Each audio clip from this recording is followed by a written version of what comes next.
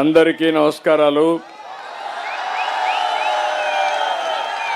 ఈరోజు నేను అన్నానగర్కి వచ్చినప్పుడు నాకు చెన్నై అంతా కూడా ఘన స్వాగతం పలికారు. మీ అందరికీ అభినందనలు. అన్నానగర్ ఏఐడిఎంకే అభ్యర్థి గోకులేంద్ర గారు, టీ నగర్ అభ్యర్థి సత్యనారాయణ గారు, టీ నగర్ సత్య గారు, వల్లివాకం అభ్యర్థి అయినటువంటి విజయ్ కుమార్ గారు, ఇక్కడ ఉన్నటువంటి ఏఐడిఎంకే అదే మరిగా బీజేపీ నాయకులు కార్యకర్తలు అందరికీ నేను ఫస్ట్ టైం చెన్నైలో కూడా తెలుగుదేశం జెండాలు రెపరెపలాడుతున్నాయి. అలాంటి నాయకులకు కార్యకర్తలకు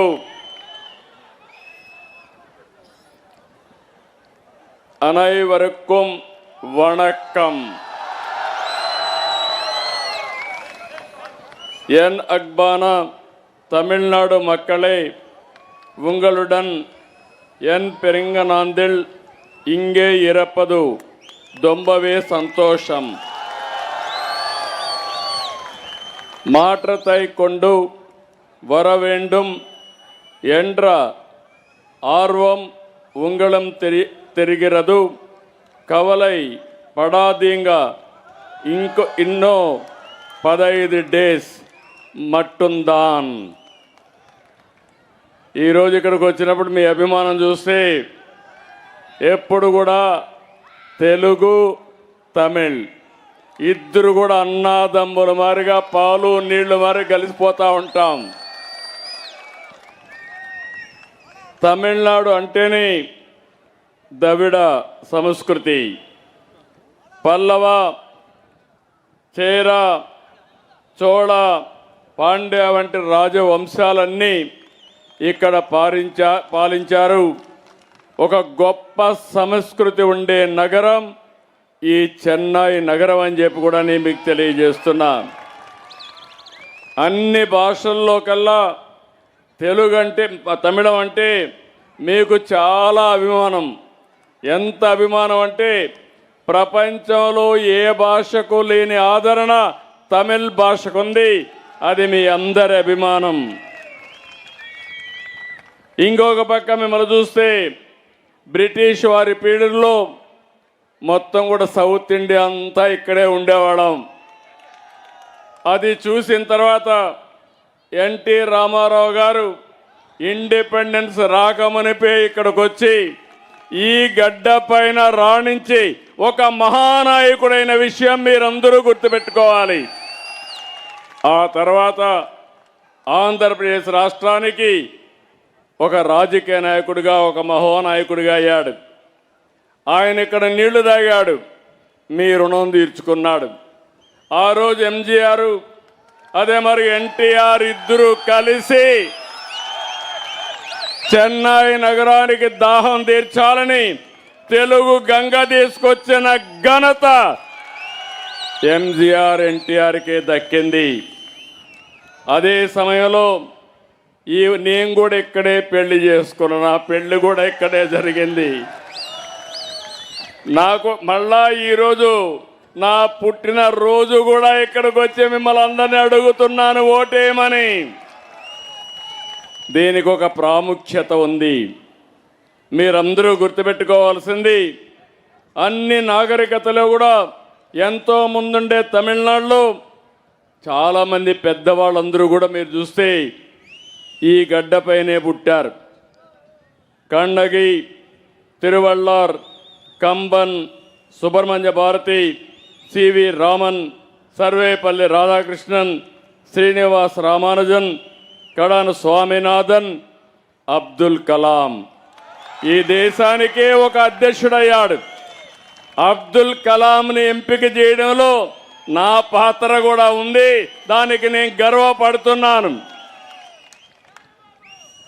ఇంకొక పక్కన ఎక్కడా లేని ఆలయాలు, ప్రాచీన కట్టడాలు, పర్యాటక కేంద్రాలు కూడా ఈ తమిళనాడు సొంతం. తంజావూరు, తిరుచిరాపల్లి, చిదంబరం, మదురై, కంచి, రామేశ్వరం, ఎటు చెప్పినా ఈ దేవాలయాలు చూస్తే చరిత్రలో ఎక్కడా లేని దేవాలయాలు ఈ తమిళనాడు సొంతం అని చెప్పి కూడా నేను మీకు తెలియజేస్తున్నా. ఇంకొక పక్క ఈరోజు మీరు చూస్తే అరుణాచల శివుణ్ణి చూసేందుకు పూర్తిగా ఆంధ్రప్రదేశ్ ఇక్కడికి వస్తారు. ఇంకొక పక్క వెంకటేశ్వర స్వామిని కొలవడానికి మీరందరూ తిరుపతికి వస్తారు. అది మన అనుబంధం అని చెప్పి కూడా నేను మీకు తెలియజేస్తున్నా. మనమందరం కూడా భాషలు వేరైనా తమిళ్, తెలుగు, కన్నడ, మలయాళం మనమందరం ద్రవిడులమే. ఆ విషయం గుర్తుపెట్టుకోవాలి. మనమందరం అన్నదమ్ములమే. ఒకప్పుడు అంతా ఒక రాష్ట్రంలో ఉన్న వ్యక్తులమే. అందుకే మన నాయకుడు ఎన్టీ రామారావు గారు బ్రతుకున్నప్పుడు మొట్టమొదటిసారిగా ద్రవిడ యూనివర్సిటీని కుప్పంలో పెట్టి అందరినీ కలపాలని ప్రయత్నం చేసిన వ్యక్తి నందమూరి తారక రామారావు గారు. అందుకని ఇలాంటి కార్యక్రమాలు మనం ఎన్నో చేశాం. మళ్ళీ నిన్న మీటింగులో చెప్పాను, తెలుగు గంగా నీళ్లు వస్తున్నాయి. నేను ఎప్పుడు కూడా నీళ్లు ఇవ్వాలంటే చెన్నైకి నీరంటే మొదటి ప్రాధాన్యత ఇచ్చే వ్యక్తిని, మొట్టమొదటి వ్యక్తిని నేను. అదే సమయంలో మన ప్రధానమంత్రి నరేంద్ర మోడీ గారు, నేను ఇక్కడికి వచ్చింది ఈ విషయం మీ అందరికీ చెప్పాల్సిన అవసరం ఉంది. ఈరోజు దేశం అభివృద్ధిలో పరుగులు తీస్తూ ఉంది. ప్రపంచానికే గుర్తింపు వచ్చింది. దానికి కారణం నరేంద్ర మోడీ ప్రధానమంత్రిగా ఉండడమే కారణం. అభివృద్ధి తెలిసిన వ్యక్తి, ఇంకో పక్క సంక్షేమ కార్యక్రమాలు చేసే వ్యక్తి, పేదవాళ్ళ కష్టాలు తీర్చే వ్యక్తి ప్రధానమంత్రి గారని చెప్పి కూడా నేను మీకు తెలియజేస్తున్నా. ఈరోజు మీరందరూ ఒకటి గుర్తుపెట్టుకోవాల్సిన అవసరం ఉంది. ఈ ప్రాంతం మిమ్మల్ని అందరిని చూస్తే నిత్య చైతన్యంతో మరి ముందుకు పోతారు.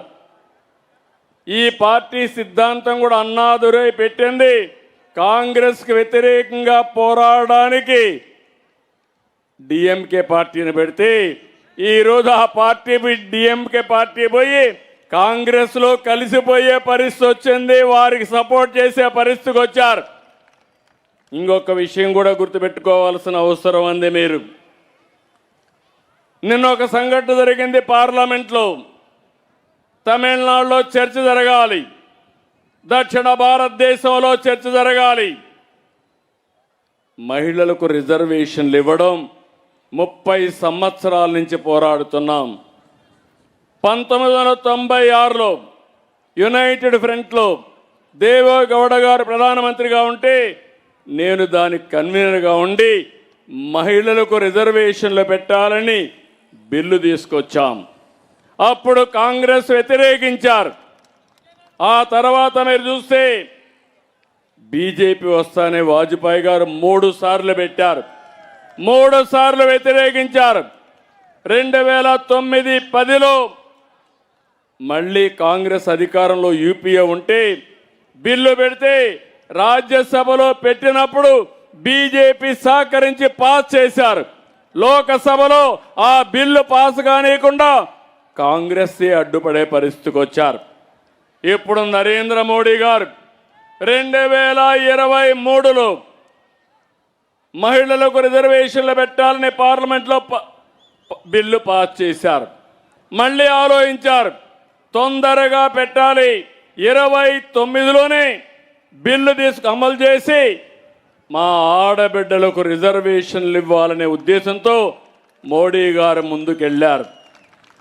ఈ సందర్భంగా మిమ్మల్ని అందరినీ ఒకటే విజ్ఞప్తి చేస్తున్నాను, ఈ బిల్లును అపోజ్ చేసింది కాంగ్రెస్ పార్టీ, దాని మిత్రపక్షాలైన డిఎంకే, టీఎంసీ, అదే మరి సమాజ్వాదీ పార్టీ.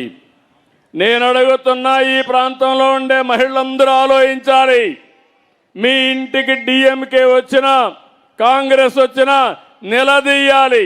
మా ఆడబిడ్డలు 30 సంవత్సరాలుగా పోరాడితే ఎందుకు రిజర్వేషన్లకు అడ్డుపడ్డారని గట్టిగా నిలదీయాల్సిన బాధ్యత ఆడబిడ్డల పైన ఉంది. వాళ్ళు చెప్పిన నెపం మీరు చూస్తే డీలిమిటేషన్ వల్ల సీట్లు తగ్గిపోతాయని ప్రధానమంత్రి గారు చెప్పారు. 39 సీట్లు తమిళనాడులో ఉన్నాయి, 20 సీట్లు అదనంగా యాడ్ అవుతాయి, అంటే 50%.